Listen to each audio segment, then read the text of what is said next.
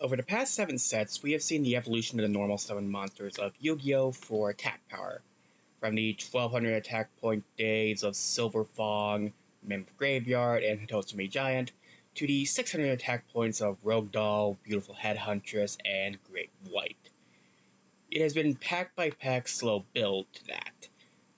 But Booster 4 supercharges that evolution, because now the highest attack power for a normal summon was not 1700, it wasn't 1800, heck, it wasn't even 1850, but 1900 attack points. Meaning if you were willing to put the funds into a Cardos machine that had it, since a Cardos pack only came with free cards, it was quite possible to completely overhaul your monster selection. And not only that, because there was a new spell card that made Booster 4 probably the first booster to outdo its volume counterpart. Add to it some interesting effect monsters, and we have a set that we just had to jump into to see all the cards of Booster 4. But before we can get to the new exciting stuff, we have the old. Booster 4 gives a chance to grab the Archetype Destruction Magic cards from Volume 4, probably the worst card you could get for $8. In the realm of new, we actually start with an effect monster. The Wicked Worm Beast was initially a monster Kaiba used. You probably don't remember since its singular time in the manga was getting destroyed by Winged Dragon's effect in the manga, and was mostly left a filler, but they decided to give it an effect here, where it was basically a prototype spirit monster, returning to their hand once your turn was over. On the surface, it really does have no tempo, considering it doesn't stay on the field to keep up the pressure or be used for a sacrifice. Paired with a 1400 attack point stat line, you would more use it for chipping in damage. Later on, it would get some uses like, say, a certain ritual that would eat up monsters, since if it got equipped, would still go back to hand, or when swapping to the other field, wouldn't get it back after the turn was over. Meaning you got a monster for free and your opponent loses his. 1400 deck can save return to hand in order to avoid getting killed. Your return then to beat for it is actually pretty fine for the effect, considering where we are right now.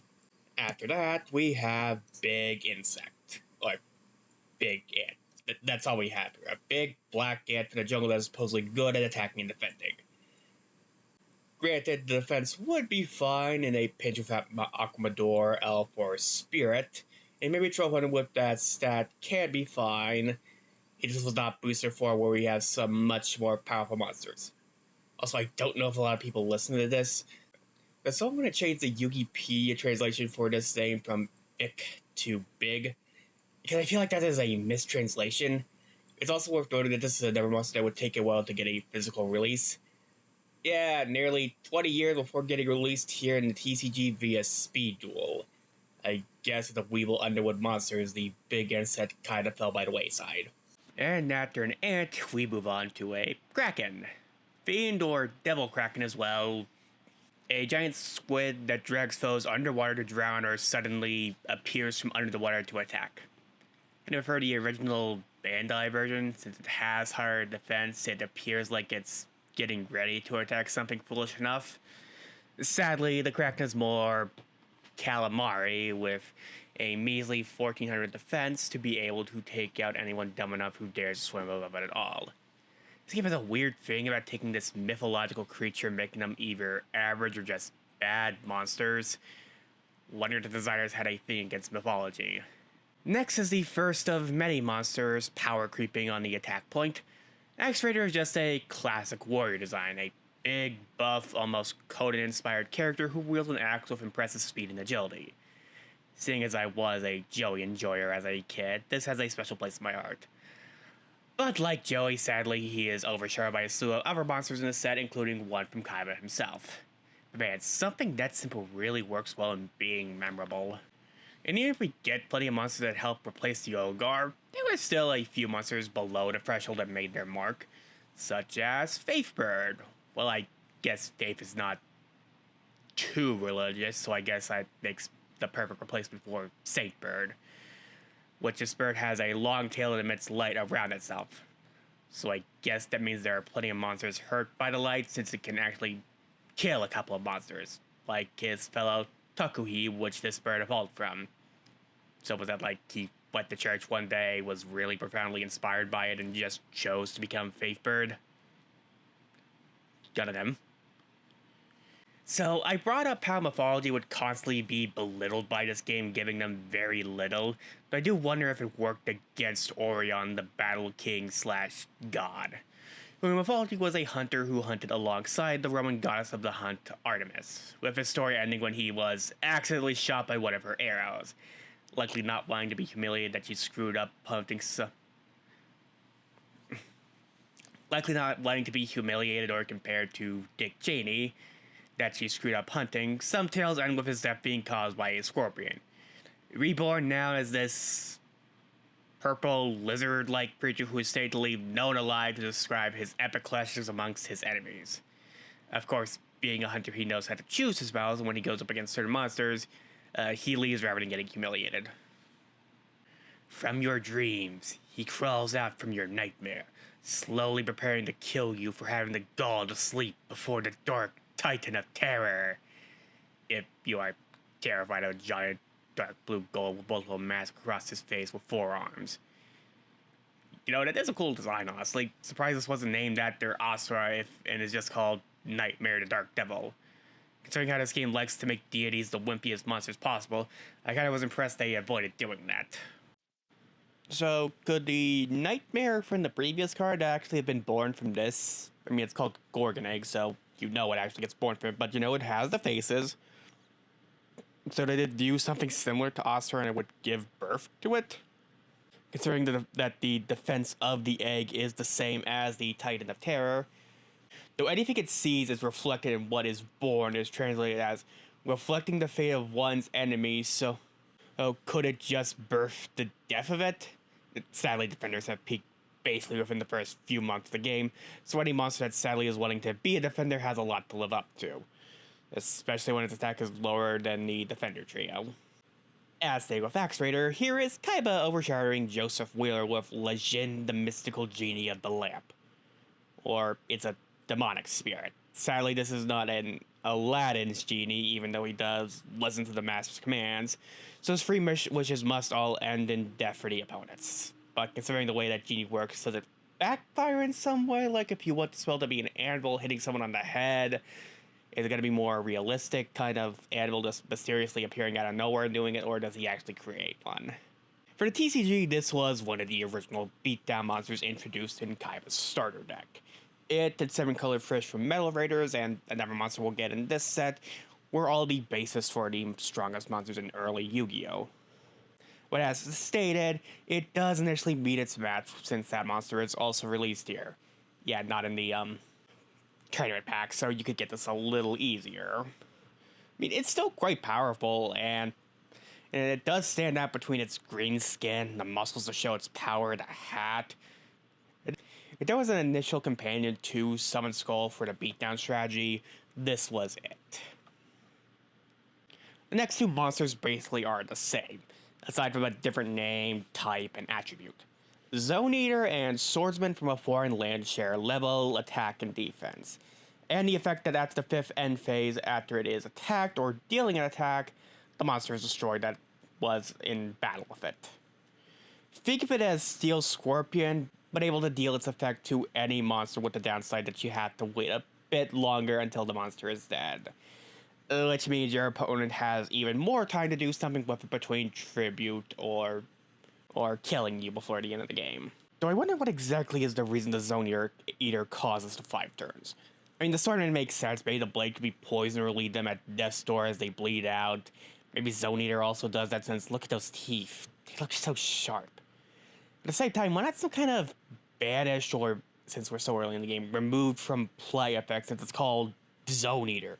Eats up a zone, so maybe have it eat up a monster when it kills them? Probably too confusing for the early game. So I guess the 7 Seas technically counts as a different land, because there cannot be a king and emperor of the sea. Because wouldn't that be awkward? So seeing as it's emperor of both land and sea, maybe he's the ruler of some small island in the water surrounding it. A water monster that spews fire. Or maybe something about eating it all, or those claws would have been like a better idea for what the attack would be. I think for a card game made for children, the monster would make sense, because why would a monster of the sea be able to breathe fire? Water puts out the fire. Our next effect monster is a Never That Destroys monsters, but rather than a Delay to Death, Karakuri or Mechanical Spider, which yes, this card is technically affiliated with the much later Karakuri archetype, so certain effects can nab this card for you, feels very much like it was an intended answer to a 7th Scold, seeing as it of all cards has the effect of attacking a dark monster and destroying the target after damage calculation. It feels like a desperate answer to the boss monster and a couple of other cards, because after damage calculation means you are losing this card, and you lose at minimum 2,100 life points. If it was before, or you take no battle damage involving dark monsters, maybe a neat tech, but as it stands, trading 2,100 life points for a 7th Scroll feels a lot worse since Raigeki Dark Hole exists, and we are getting a certain card down the road to help. And from 1800, we move to 1850 with Mechanical Chaser, or Mecha Hunter in Japan. Could you imagine going back in time, people wanting to make the most meta-viable deck and trying to get their decks better by the slimmest margins possible, searching out this 50-point power creep as an ultra rare in tournament packs, meaning you had at minimum a 1 in 3 shot of getting it per pack, and you're just told, oh, it's a common in what is effectively a core set. And you got less cards from the booster, but still. And you get just incredible art of this mechanical orb that's just carrying so many weapons to hunt down its enemy. And also brings up the Machine King, possibly a future monster, possibly a future boss for machine decks, but there wouldn't be a machine deck, just a smorgasbord of monsters to beat it to your opponent. And from one robot to another, and another tribute water monster. This better not be the theme of the set for these guys. Mecha Bass, or the cooler sounding Cyborg Bass, sadly has to paint his cannon to pass by customs. Weird seeing how in both versions of the text it is a plasma cannon, so it looking like a realistic weapon is weird in the OCG. Also, it has the same attack as the Emperor of Land and Sea, so then he really must be the smallest micronation you could think of if we can be beaten by a mechanical bass. Well, I am now just realizing how Water in the early part of Yu-Gi-Oh! Has really a whole lot of monsters that you really don't have much to summon with, and we also get our first fusion monster that requires 3 monsters. Though thankfully Aqua Dragon's fusion materials are all in this set, one of which we have already talked about in Zone Eater, and 2 later monsters, so you have a slightly weaker summon skull, but rather than a 1-for-1, it's a 4-for-1. I guess the dragon looks cool, and the blue and green color pattern really works for me. Though after all the middling or just outright bad water monsters, we get an actually good one in Giant Red Sea Snake, who may potentially be the pet of Julius Caesar's son with Cleopatra, since its Japanese name is a Portmu of Sea and Caesarean, supposedly, though maybe it is closer to Unagi since it bites at anyone who is dumb enough to pass by it according to the card text. Considering being on the level of a Legion, I would take this threat very seriously. So be happy, Giant Red Sea Snake, and let me tell you that you are looking amazing. You have redeemed most of your water brethren. Moving from water to solid rock, we have Bale Rock or Gun Rock. This large golem that only now do I realize this monster actually has eyes. It's not just a blank-faced soldier. This is one of those more subtle changes when it comes to gun, as it is just getting rid of the barrels of the machine gun, like Beta or thinking minigun, but that looks like a revolver barrel. It's a gun that wants to tell me that I don't know about the machine gun that is fired from a barrel. Unstoppable is what this monster is described as. If you do not think about anything with 1,300 or more attack points, and yes, it is indeed unstoppable. Returning to the ocean, we have Sea Common, this abomination of a fish bed with those teeth. Ugh. Tears at its opponent with its claws. No one wants to bring up those teeth. I mean, I can understand that, but still, it's basically just the barrel rock, but water aqua rather than earth rock. The following monster sadly does not have the card that was clearly meant to combo with. Cockroach Knight is returned to the top of the deck when it is sent to the graveyard. Specifically if it was used as tribute fodder to allow Insect Queen to attack. But Insect Queen is under a year away, so what can it do now? Well, it's still tribute fodder since it means you are a monster in hand to tribute monsters for. If you get to stay on field, we get a card here that would want to discard. The big problem is more so that it goes to the top of your deck. Unlike a certain other card that requires an excess fodder, you don't get it back to hand, so it is what you draw. This can effectively gum up your deck if you're not careful and lead to dead draws when you could really want something not named Cockroach Knight. It is weird to release this now, seeing as the combo this card is associated with was going to be a year away. By then it would be outclassed by other cards. I guess Caesar sounds robotic and like a machine compared to just being called Brave Scissor. Yeah, when I think of the bravest monsters or creatures, this machine is amongst them, wielding the mighty scissors to cut hair or eliminate weeds in a patch of grass, or maybe make some really nice origami over paper crafts. Much better use than just being a monster with those stats. I do wonder if a big thing about what counts for more stars is depending on just how unique the creature is. Though then again, some cards I would think is something that deserves being akin to a guard card but isn't. Case in point, here's another chimera called the Turtle Bird. A rare turtle that lives in the sea but also flies about. I guess shooting fireballs, since maybe you could say it's a cousin to Gamera. Looking at it, I would call it more a turtle dinosaur with those wings, because if you don't really like those bird wings, it's because it doesn't really look like bird wings. They're more like pterodactyl wings, which maybe it's weird since it's mainly a water monster and not a wind monster. A big reason I question it is because then we get this little dwarf. The Spirit of the Mountain, this elderly magician with his magical flute that, according to the OCG text, drains the strength from people. Okay, so we clearly have a setup for an effect, like maybe as long as it's on the field, maybe lowers the attack points of all monsters by a certain amount. 1800 defense could mean most normal summons could probably not kill it and would give this tribute, a reason to exist. But no, it exists in a world where other magicians with defensive power higher than it exist. And he is already overshadowed by a pair of siblings, whose combined power is truly something to behold. The peak of power if you just wanted Oonga Boonga beatsticks with no drawbacks. The Gemini, Elves, Quechua, and Laura. Thanks, Falsebound Kingdom, for the names, I guess. So aside from the grammatical errors of the card, elf instead of elves, what is there to say? This was it. The peak of the normal summon for the time. 1900 attack. It didn't matter the defense-wise this card was. It sucked. It wasn't great. The elves, whether in the tank top or strapless top, had no equal against their dual attacking. Yes, normal summons with higher attack would release afterwards.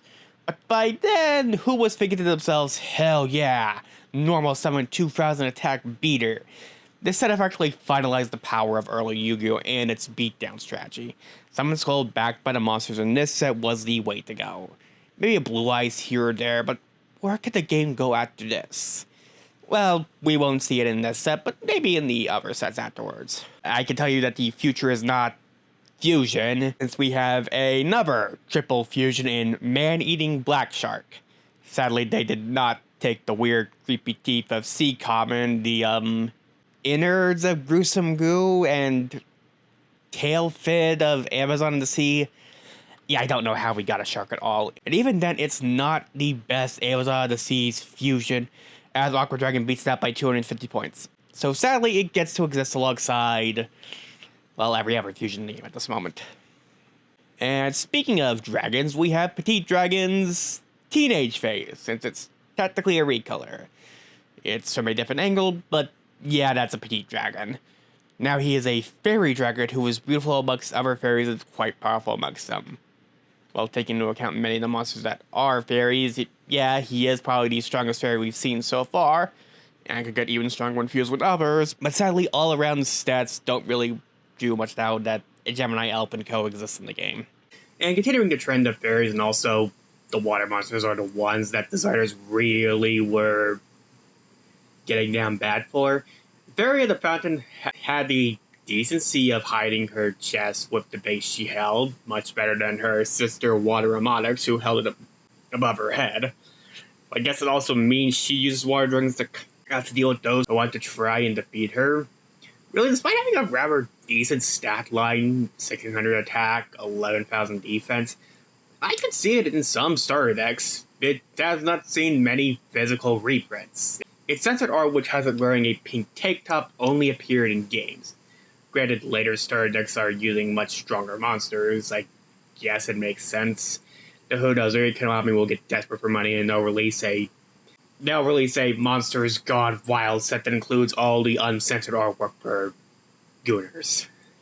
And continuing on the trend of water monsters and censorship, like got censored in Amazon of the Sea, or the more verbose name Women Warrior of the Seas, she has a little more fabric at the top of her bikini, you see. Also now realizing that there's a lot of monsters within this booster that are just repaints of old monsters.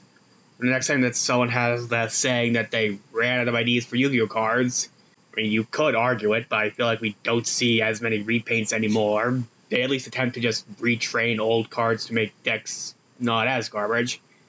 Anyway, unlike her blue-skinned sibling, she serves the Sea Guard to protect the domain of Atlantis. Again, an average settling that does make for a more interesting draft, but aside from that and being a key part of fusion for this set, isn't even the most frightening monster of the sea. From a protector of the ocean to a maiden of the moonlight. A sorceress blessed by the moon who uses her magic for illusions. But these illusions, I guess, actually do hit decently hard since this has a decent attack stat for in the previous set. Quite astounding that just a month before this set, 1500 attack would be a worthwhile addition to your deck, and now would have to fight for position in your deck with a whole lot of other things. She also lost her boobs in Journey Over the Ocean. Considering the type of OCG artwork we've seen, this is mild in comparison. Winged Egg of New Life, or in Japan, the Angel of Birth, a card that signals that life is growing in a woman's room. Yeah, this was a card that has not seen the light of day in the physical game. If you're looking at the wiki, of course, the card has appeared in modern games and just simply states that it foretells the birth of children and doesn't bring up the whole womb thing. It's probably one of the more interesting attacks attached to a tribute normal summon. Not as strong as a Curse of Dragon or Seventh Skull, nor as offensive as a Aquamador Mystical Elf. And since we're starting to get to the point where these stats are possible in a normal summon, it's just kind of hard to recommend. As I was doing research and gathering information on the cards and looking at their arc, I only now realized that this monster's head was a tree branch, which it shares with her husband, the Green Phantom King. But instead, she's the Queen of Autumn Leaves. So as a king is clearly representative of spring, she is clearly meant to be autumn, surrounded by all the red leaves. And seeing as autumn is the superior season, it is stronger. Unfortunately, we would have to tribute it, sadly, for a 600 wall. Unfortunately, we would have to tribute for it, so this 1600 wall is not particularly playable. And the last of the recolored gang of Booster 4, plus the Blast monster of the set, Gruesome Goo or Killer Blob. Effectively the elite slime to the Change Slime. It makes that it may look like the other slimes, but you shouldn't underestimate it. But again, it's not a late game slide that may serve as a super boss, so while compared to his early game brethren, he may seem like the stronger boss, but still compared to other monsters around it, he is at best mid. So after saying the power of the monsters of this set, does that mean Gemini Elf is the best card of the set? No, because Booster 4 was the first set to bring Yu-Gi-Oh! Graceful Charity. This was supposed to be the fairer pot of greed. Yes, you got to draw an additional card, but you would have to discard 2 cards after drawing, meaning it was effectively still just replacing itself with another card. Then you start to realize this card has combo potential with other cards. Say you discard a Seventh Skull, a Blue Eyes White Dragon, or other tribute monster, and then revive it with Monster Reborn. This was the best thing at the moment, setting up to revive a monster, but the utility would just grow and fairly quickly as we would see in the coming months. and only just grow as the graveyard eventually grew into being a player's second hand. Both draw cards still do remain banned, but I feel this was the card that just will never make it up the list. Pot of Greed may be as a fun what if we just gave people the ability to draw an extra card. Graceful Charity. The day this comes off the list is more a sign of the end times than anything else. The last two cards are trap cards and are part of a series of traps we'll see continue to be developed, designed to target very specific cards. White Hole and Call of the Grave. Not called by the grave, we are still far, far away from that. Call of the Grave. White Hole prevents monsters from being destroyed by Dark Hole, and Call negates Monster Reborn. I could see potential use for these cards, unlike type-specific nukes for magics. There was really no way at the moment to negate or prevent spell cards after it was played.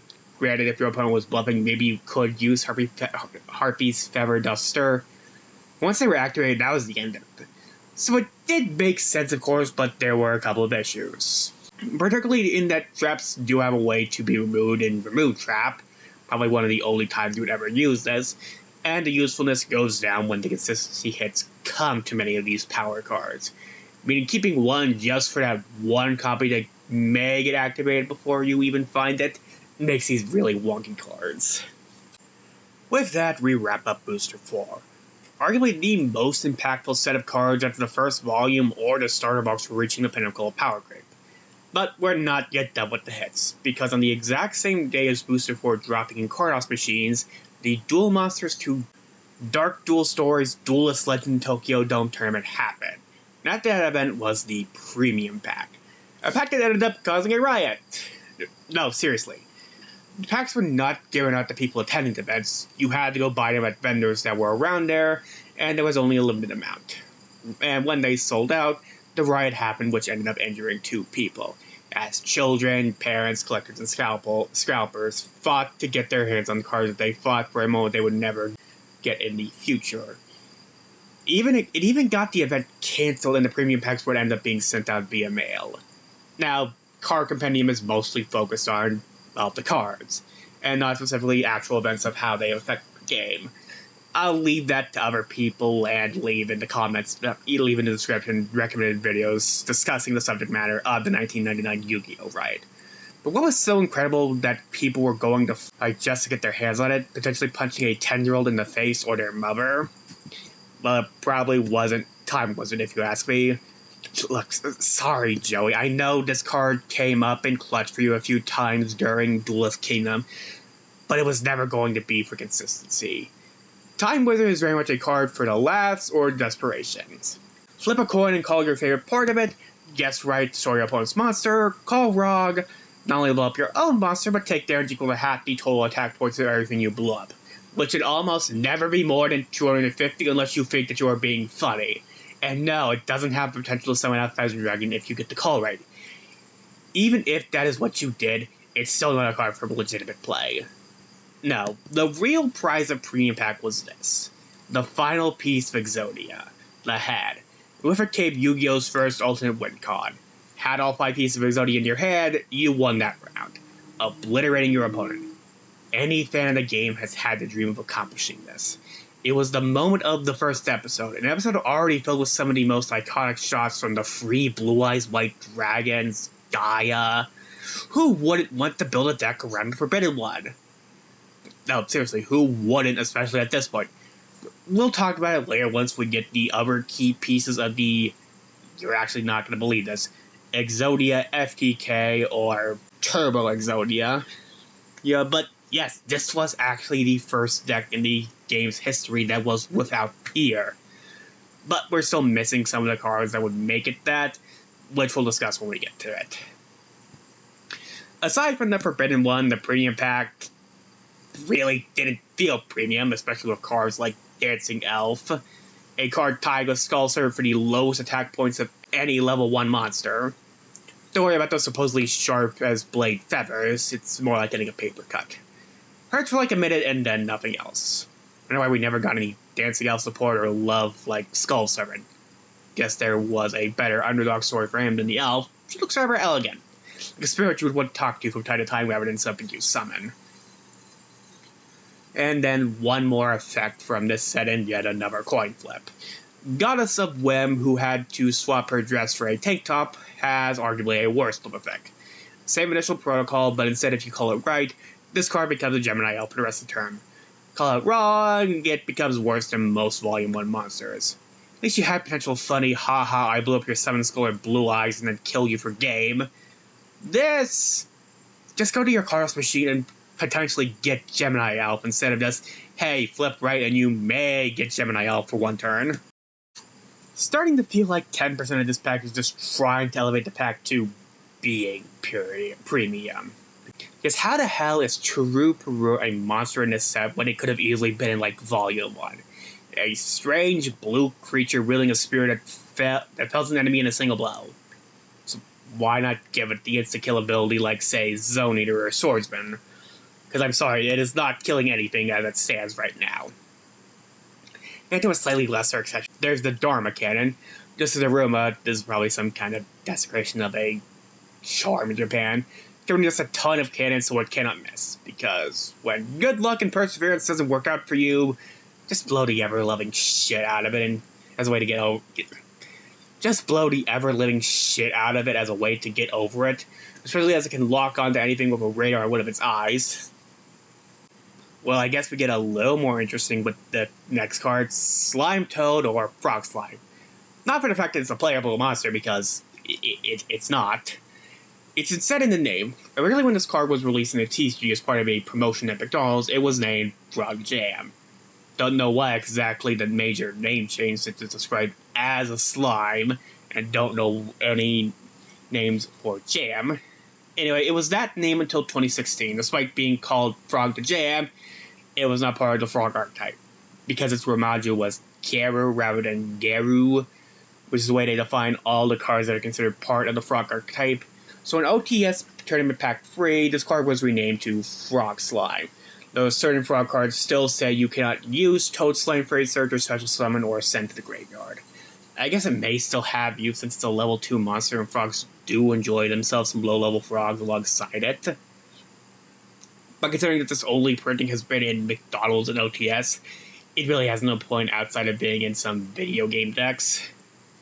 And we reached what I guess was meant to be the offset for all the low-level power monsters for high-power letdowns. First up is Cosmo Queen.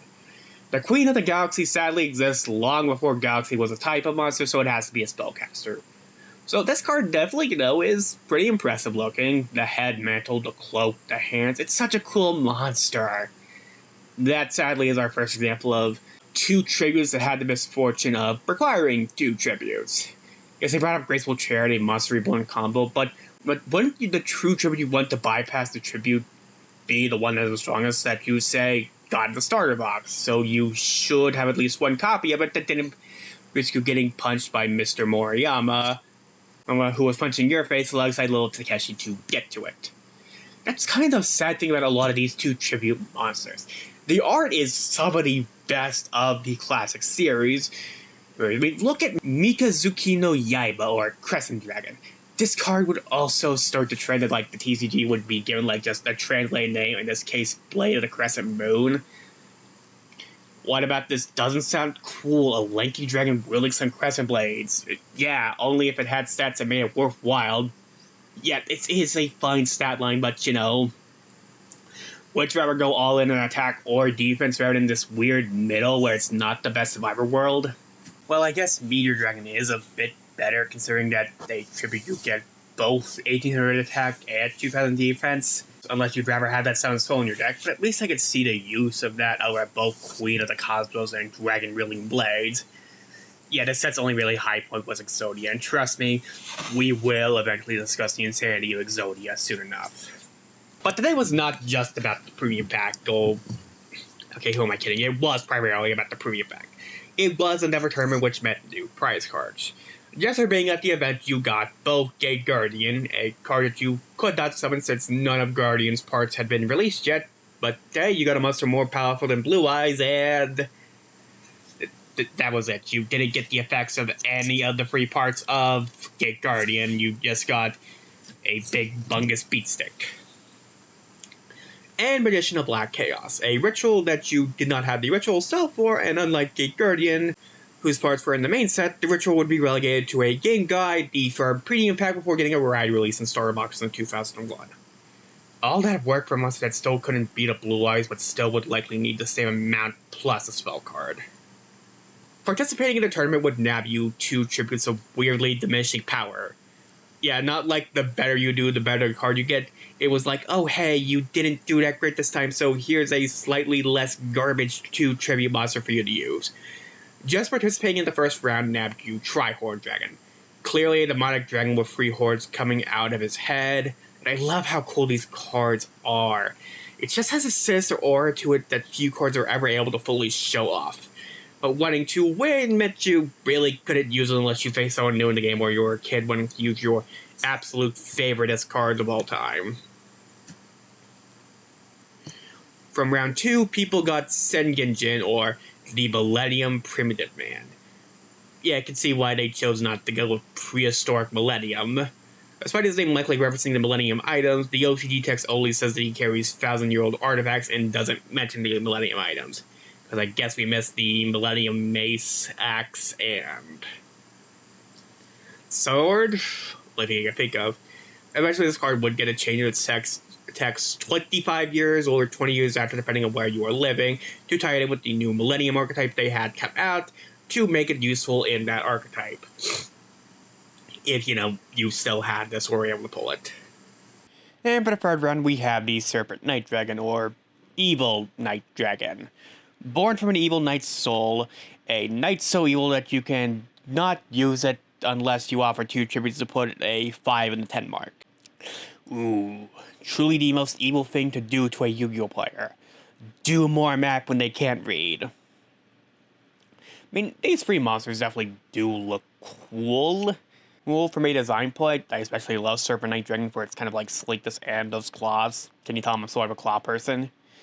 But it's more of a collectors or young kids who would prefer the cool monsters to something worthwhile to summon. And finally, the prize cards for first, second, and third. If you want to know how these compare to just the participation awards, you'll need 1 tribute for the third place winner's Firewing Pegasus. I mean, don't you just want to see a Pegasus soaring through the sky on those rings? Granted, it still isn't better than a 7 school, but I feel 3 decks being intrinsically better than the rest would not be a horrible thing, since all 3 got the cards. First and second place got Meteor Black Dragon, the Yu-Gi-Oh! Movie exclusive ultimate form for Red Eyes Black Dragon.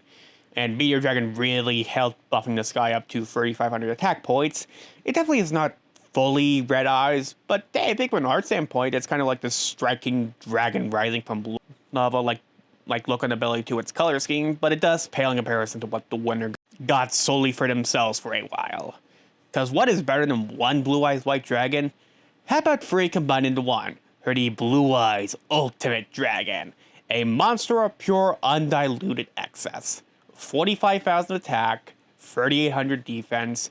You summon this when you want to silence your opponent, and as a reward for, at the time, being the greatest Yu-Gi-Oh player for the Game Boy game, it made sense. It just sadly has misfortune of being a fusion summon with no protections on it at all, so any power spell or card that can pop it off the field can ruin the adulation at bringing it to the field. How would I know that? I played Legacy of the Duelist. I had to do that duel against Yugi at Duelist Kingdom as Kaiba way too many times when the only thing this deck was good for was just bringing out Blue Eyes Ultimate. But we've come to end with what was arguably one of the biggest days for the game's history. And 1 month later, players would see what exactly was next for the game, and now that it had seemed like it had reached the peak of monster power in Volume 5.